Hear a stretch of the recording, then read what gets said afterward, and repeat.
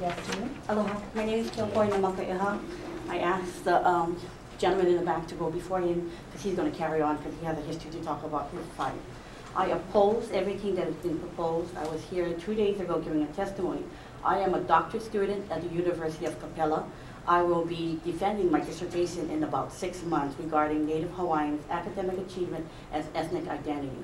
And I'm really appalled to see the opposition come in and ask for consideration to pass this, to federalize the whole AHUPUA'A of Honolulu, and yet they haven't asked the common courtesy of the Papukoleo or any Native Hawaiian here what they thought about this bill. When does the Native Hawaiians have a voice in what they got to say and do about their education, where they live, and their heritage? We all know who we always oppose it, but when do we have a voice to say something? And then when I go defend my dissertation about what I researched, how do you tell Minnesota that the Hawaiians are still getting screwed in the state of Hawaii? How do you tell them the true history of the overthrow of the Hawaiian monarchy, and who's going to tell it?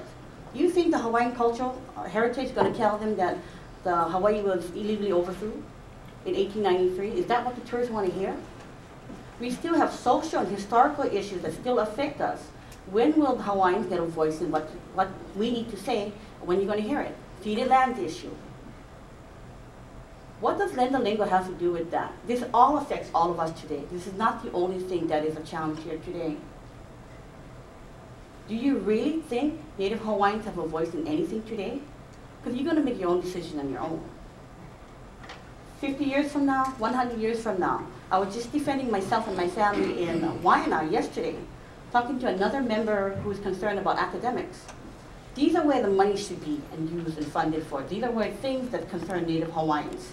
Ask them themselves what you think is the problem with social issues today. Ask them what they're going to tell you. Don't let somebody else make a decision for us.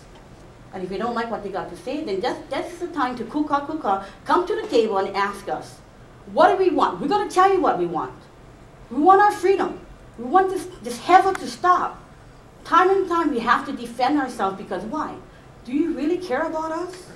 We haven't trusted you since the overthrow of the Hawaiian monarchy. What makes you think we're going to trust you today? So when is it going to stop? I don't want them telling the true history of what happened to me. I've been there, I've done that. I still fight for my own independence, and I teach. I retired from the Department of Education because they don't like my curriculum, straight up and to the point. So when is it the best time to go back and teach?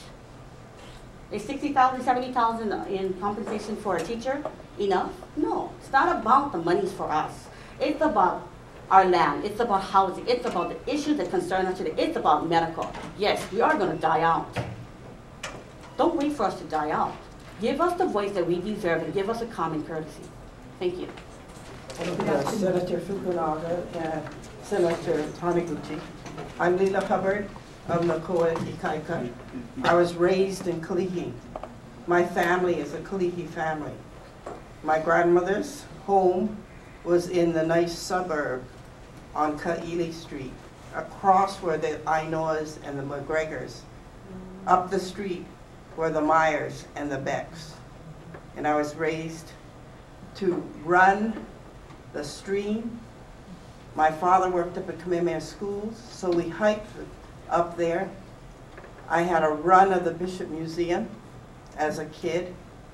Auntie Emily was at Mauna'ala, and we had freedom there, and we swam in Kapena Falls. Moreover, farther back, Boki is our ancestor. Our home was on Buckle Lane. Great-grandmother was a chanter, and she wrote poetry about our family home. The property at 4th Street Mall was sold because grandfather was accused of embezzling $6,000 in the time of the Republic. The Haole oligarchy wanted to get rid of any Hawaiian leaders. So Auntie Mama had to sell that property to the Catholic Church. I'm a stakeholder. My family is buried in the King Street Cemetery, Leoiki, who is in the Mahele, and the Buckles. And they're also at Kaiha'o, We're also at Oahu, all of our family, plus the Hubbard side. And I only heard rumors about this thing about a month ago. So I called OHA and asked them if they knew about it. I'm still waiting. Then I got an email and I learned what it was. I don't want somebody writing my history, thank you.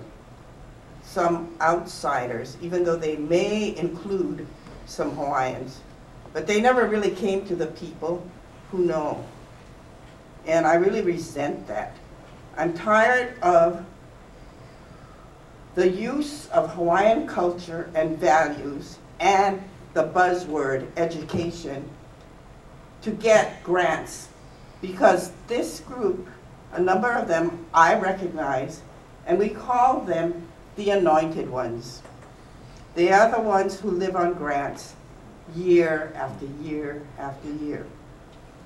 Before I really read Tamara's research, I was thinking of a compromise, and I haven't discussed it with the opposition.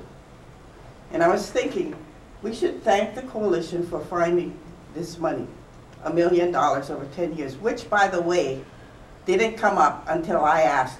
There's money in this. It's a federal thing. There's money. How much and who gets it and for what? And then in the committee, Melly Carroll's, then the money part came out. So what I was thinking is we pay off the coalition. Usually if you find money, you get 10%. And we give the money directly to the institutions and the nonprofits in these areas that really need the money. But I don't want to be told as part of a plan, you know, I have to do this and that, and I don't think they really want it either. But, you know, until we get real and stop using and abusing Hawaiians and our culture and our heritage, I oppose it. Mahalo.